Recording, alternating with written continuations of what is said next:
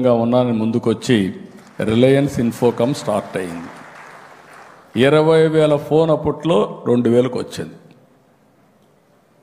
ఆ తర్వాత మీరు గుర్తుపెట్టుకోవాలి, ఈరోజు బిఎస్ఎన్ఎల్ సర్వైవ్ అయిందంటే దానికి కారణం మీరు ఎప్పటికప్పుడు అప్గ్రేడ్ చేసుకుంటున్నారు టెక్నాలజీ. రిలయన్స్ ఇన్ఫోకామ్ చేయలేకపోయారు, అందుకే అది దెబ్బతినే పరిస్థితికి వచ్చింది. టెక్నాలజీ ఈజ్ ఆల్వేస్ ఒక ఇన్నోవేషన్లో ముందుకు పోతే తప్ప, మ్యాచ్ అయితే తప్ప సాధ్యం కాదు. ఒకప్పుడు బిఎస్ఎన్ఎల్ ఉంటుందా అనుకున్నప్పుడు ఈరోజు బిఎస్ఎన్ఎల్ ఈ దేశానికి ఒక దశ దిశ నిర్దేశించే పరిస్థితికి వచ్చింది. ఇప్పుడే మినిస్టర్ గారు చెప్పినట్టు ఆయన అభినందిస్తున్నా. మన ప్రధానమంత్రి గారి యొక్క విజన్, ప్రైవేటు వ్యక్తులు కొంతవరకు లాభాలు చూసుకుంటారు, అలాంటప్పుడు ప్రైవేటు కంపెనీస్కి పోటీ ఇచ్చే విధంగా పబ్లిక్ లిమిటెడ్ కంపెనీస్ ఉండాలి, వీళ్ళు ప్రజల మేలు చూస్తారనే ఉద్దేశంతో బిఎస్ఎన్ఎల్కి అడిషనల్గా గ్రాంట్ ఇచ్చి, ఎవరు పోన్ ఏరియాకు మిమ్మల్ని పంపించి ప్రజలకు మెరుగైన సేవలు అందించి బిఎస్ఎన్ఎల్ శభాష్ అనే పేరు తీసుకొచ్చారంటే అదే విజన్ అని చెప్పి కూడా నేను మీకు తెలియజేస్తున్నా. ఈరోజు ఇవన్నీ ఒక పక్క అయితే, గవర్నమెంట్ ఆఫ్ ఇండియా టెక్నాలజీలో చాలా ఫాస్ట్గా ముందుకు పోతున్నారు. ఈరోజు సెటిలైట్స్, మొన్నటి వరకు సెటిలైట్ అంటే శ్రీహరికోటలో లాంచ్ చేస్తే మనం చూసేవాళ్ళం, ఆనందపడిపోయేవాళ్ళం. ఈరోజు ప్రతి ఒక్కరూ లాంచ్ చేసే పరిస్థితికి వచ్చేసారు. అందుకే నేను స్పేస్ సిటీ స్టార్ట్ చేశా.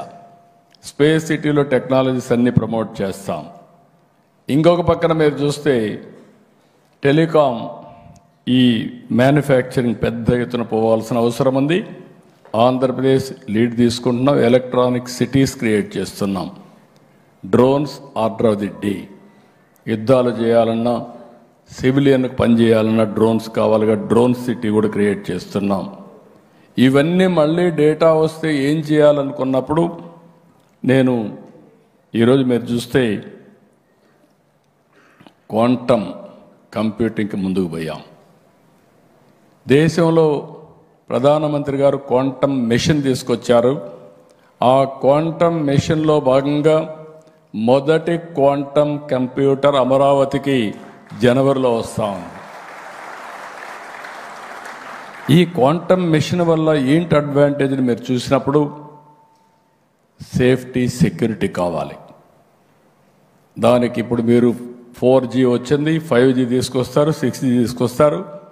మీది సెక్యూర్డ్గా ఉండాలంటే క్వాంటమ్ కంప్యూటర్ కూడా అవసరం. అప్పుడే సేఫ్టీ సెక్యూరిటీ వస్తుంది. సైబర్ సెక్యూరిటీ చాలా ముఖ్యం అని చెప్పి కూడా నేను మీకు తెలియజేస్తున్నా. అది కూడా తీసుకొస్తాం. ఇది కాకుండా ఇంకొక పక్కన మీరు ఒకసారి ఆలోచిస్తే, నేను ఎప్పుడు కూడా న్యూ టెక్నాలజీస్తో ముందుకు పోతాం. ప్రధానమంత్రి గారు గ్రీన్ హైడ్రోజన్ తీసుకొస్తే, సోలార్, విండ్, ఇవన్నీ ఈరోజు గ్రీన్ హైడ్రోజన్ వాల్యూ ఒకటి పెట్టి గ్రీన్ హైడ్రోజన్, గ్రీన్ అమోనియా ఇవి కూడా మ్యానుఫ్యాక్చర్ చేసే పరిస్థితి, ప్రొడ్యూస్ చేసే పరిస్థితికి వస్తున్నాం. ఈ సందర్భంగా మళ్ళా మిమ్మల్ని అందరినీ ఒకసారి కోరుతున్నా, మనం అందరం కూడా ఇన్స్పైరింగ్ టైంలో ఉన్నాం. 30 ఏళ్లలో చేసింది రాబోయే 10 ఏళ్లలో మనం చేయబోతున్నాం. ఎందుకు ఈ మాట వాడుతున్నానంటే, technology is matured, data is wealth, AI is reality, quantum is a reality. Real time data కూడా మనం తీసుకోవడానికి IoTs వచ్చేస్తున్నాయి, వేరబుల్స్ వస్తున్నాయి, సెన్సార్స్ వస్తున్నాయి. ఒక వ్యక్తి వేరబుల్ పెట్టుకొని బీపీ, షుగరు అన్నీ కూడా రియల్ టైంలో మానిటర్ చేసే పరిస్థితికి వస్తున్నామంటే, ఇప్పుడు నేను కూడా మీరు చూస్తున్నారు రింగ్ పెట్టుకున్నా. ఈ రింగ్ ఏంటి? R R ring. నిద్ర లేస్తే నాకు తెలుస్తుంది ఎన్ని గంటలు నిద్రపోయాను, సౌండ్ స్లీప్ ఎంత వచ్చింది, స్లీప్ స్కోర్ ఎంత, అదే సమయంలో రెడీనెస్ ఎంత, అన్నీ కూడా వస్తూ ఉంటాయి. దీన్ని బట్టి ఎక్కువ నిద్రపోవాలంటే నిద్రపోతా, తక్కువ నిద్రపోవాలంటే లేచి బయట పోయే పరిస్థితి వస్తే రెడీనెస్కి అవసరం. Body needs sleep, rest. అదే సమయంలో అల్ట్రా హ్యూమన్ సెన్సార్లు వచ్చేసాయి.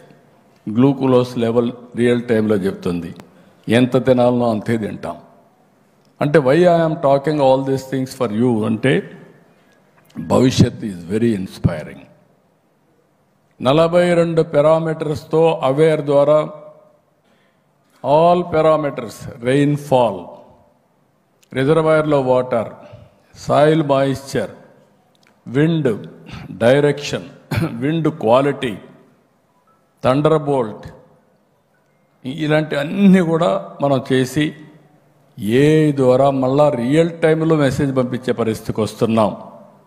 వీటికి అన్నిటికీ బ్యాక్ బోన్ ఈ జీ అని చెప్పి కూడా నేను మీకు తెలియజేస్తున్నా.